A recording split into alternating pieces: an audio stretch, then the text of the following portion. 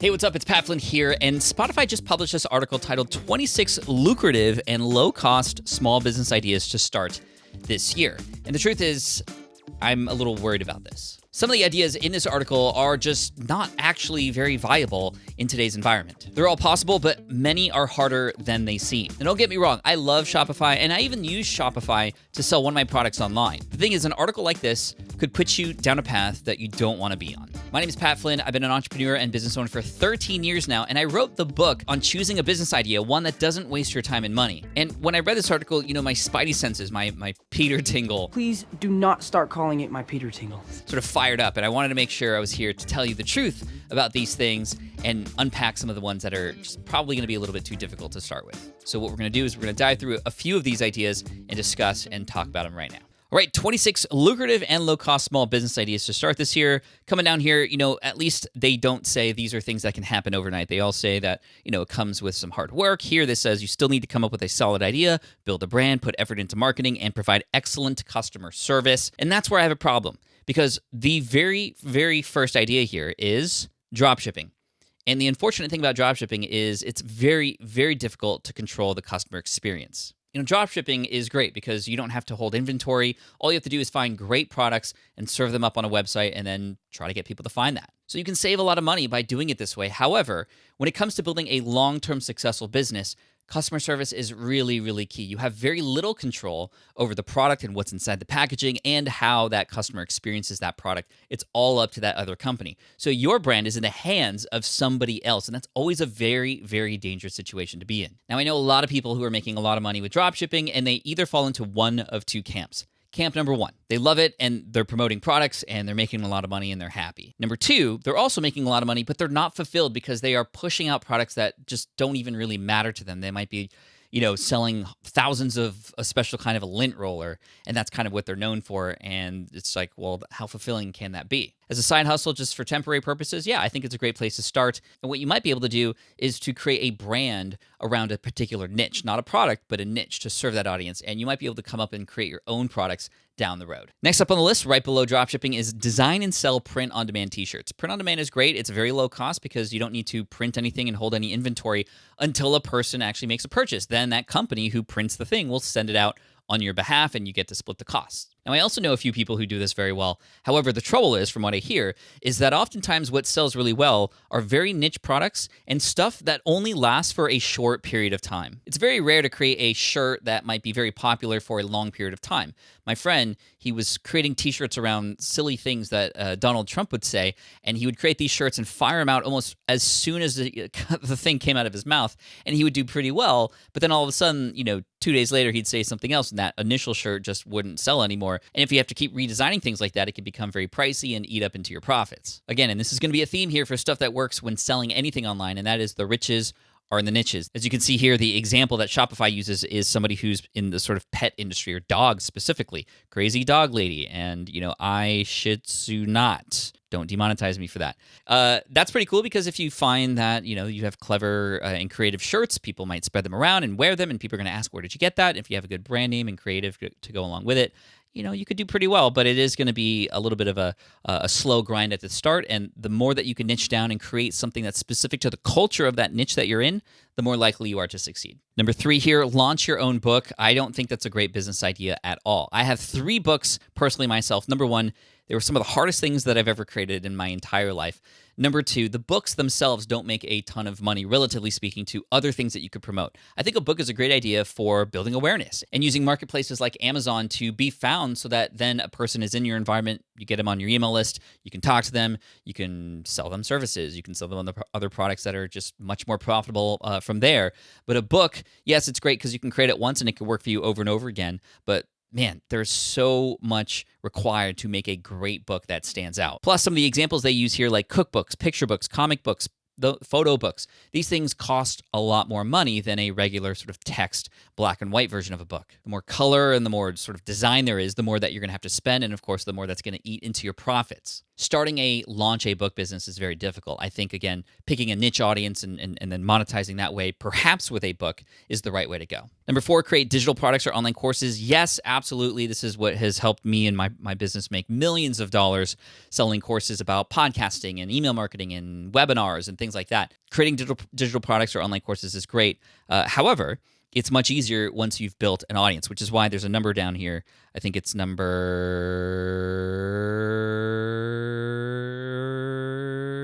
10. Build an audience you can monetize. I think that this is the way to go for long-term business success, because when you build an audience, you are building a relationship, you are building trust, you're building authority, and then they will help you. They will tell you what it is that they would want to buy. Now, a part of building an audience is stepping into the spotlight to become an authority, to become an influencer. And that can oftentimes scare a lot of people because now all the attention's on you. And you have to be very careful about how you navigate that world that you are entering in. And it comes with a lot of things like trolls and haters and other people who want to try and take you down. You got to grow a thick skin. And this is something that I've talked about before, and how haters have almost stopped me in my businesses. But it's a mental game more than anything. So the more that you can be there for your audience and serve them first, your earnings become a byproduct of how well you serve your audience. All right, now this is the one that I have maybe the biggest problem with, and that is number 6. In order to, like, a business idea is number 6, start a charitable business. And my issue with this, and I think it's very admirable, and we should all be as charitable as possible, but if you are trying to make money and start a business or a side hustle, doing it to serve people who are likely not able to afford those kinds of things is going to be very, very difficult. In order to monetize a charitable business, you either have to have a lot of volume, or you have to have some fundraising happen or some outside funding. That's not to say it's not possible. It can work. There are people who know that, okay, if you can help them with something, it is worth the little money that they might have. But charitable services are often very difficult, and I think it's better to create something in an industry where you know that there is money to be made there. And the reason why that's important is because so that you can get paid, and then with that money, help even more people. This is very similar to back in the day when people were creating niche websites on Google, just trying to rank for certain keywords. And they would rank for keywords like, free this or free or low cost this.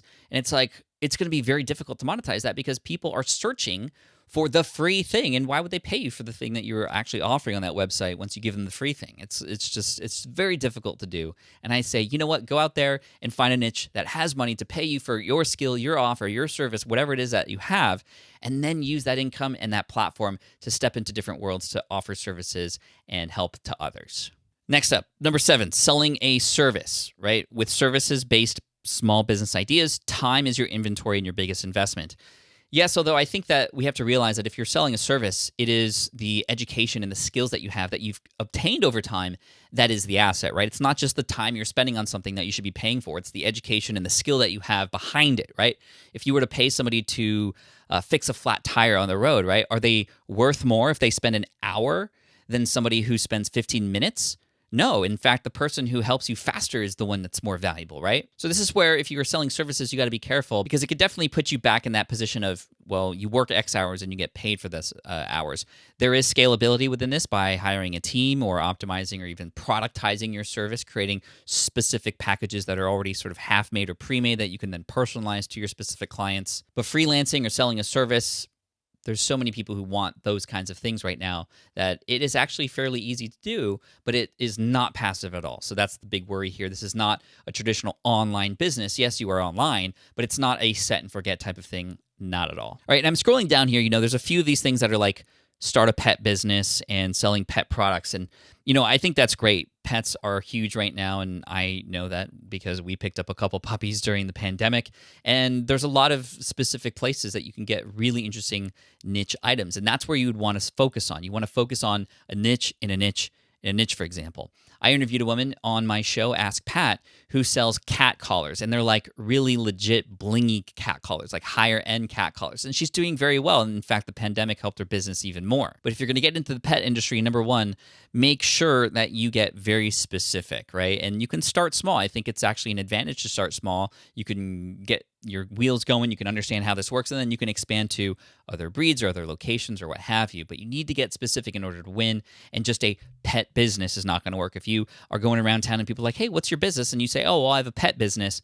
That's not specific enough. It's not going to work. You have to be specific. I sell legit blinged out cat collars for cat people who just want to make them spicy. I don't know. What am I saying? You know what I mean? Anyway. You got to work on the copy a little bit, but I'm not a cat person. So anyway, here, join an affiliate marketing program. I mean, that means earning a commission essentially for recommending or promoting other people's products. I'll put a link in the card up here for you to our affiliate marketing stuff here on this channel, because it is something that has helped me earn millions of dollars since I started in 2008.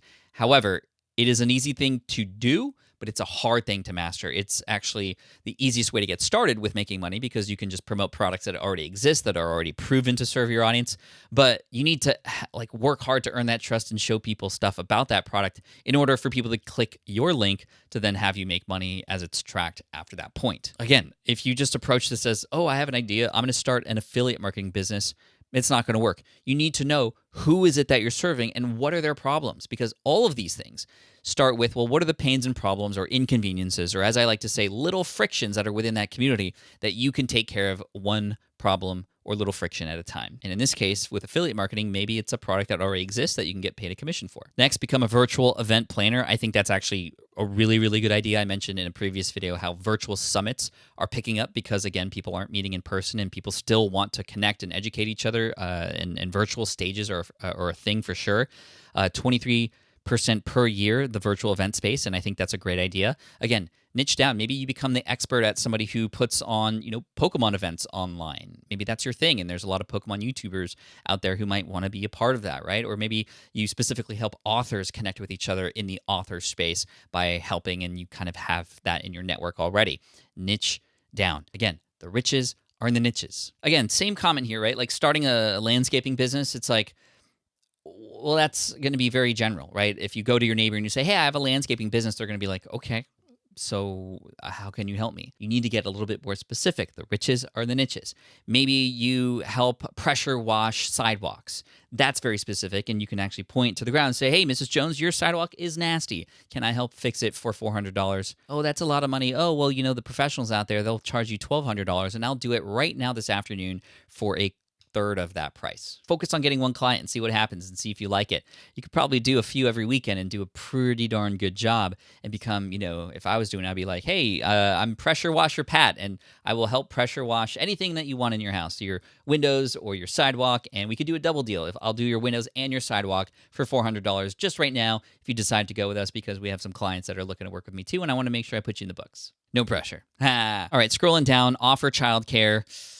My worry about that is just liability, and kids are crazy. No, I'm just kidding. Well, they kind of are, but I have two, and they're crazy. They're crazy cool, though. I don't know. I don't have any experience with childcare outside of parenting, but taking care of somebody else's children, babysitting, this is, something that's been around for a while. But as far as like, hey, I'm going to start a business, I'm going to offer childcare. I know there in certain states or regions, you're going to need a license to do that and all this kind of stuff. Here's the other thing. Like, those kids are going to grow up. So the longevity of your business is just dependent on you finding new clients, and that's guaranteed over the long haul. Maybe it's a good way to make a little bit of extra cash on the side right now, but I want you to build a business that will support you for life, right? So yeah. Number 18, start an online coffee shop. That can be a little difficult. Again, you'll have to have some sort of specialty.